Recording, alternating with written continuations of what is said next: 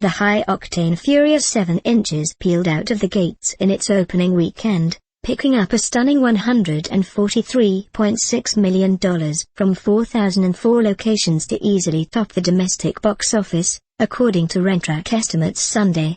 The expectation-shattering sum is a studio and franchise best for the homegrown car-obsessed series, which has continued to grow over the past few films.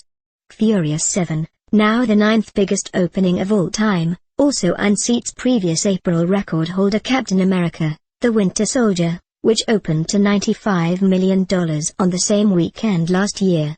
While the Fast and Furious films have grown in popularity over the past 3 films, the mega opening for Furious 7 inches was also at least partially tied to audience interest in star Paul Walker, who died in a car crash in November 2013 before the film was completed.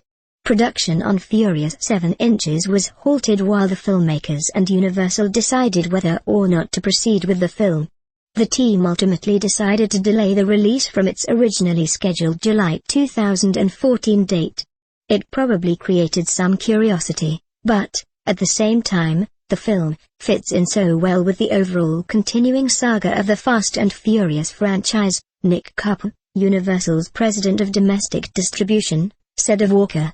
It's a motivator, but it's not by any means the prime motivator to see the movie, he added.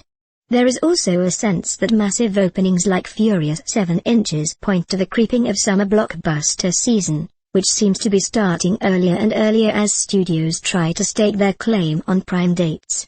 But for Copper, in a 52-week-a-year release strategy, the demarcation of a summer blockbuster is almost irrelevant when it comes to getting audiences to turn out in droves for a film.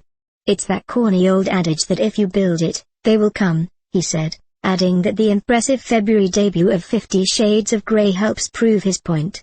Paul Dergarabedian, senior media analyst for box office firm Rentrack, thinks that this is a liberating trend for studios who once clamored for the first weekend in May release date.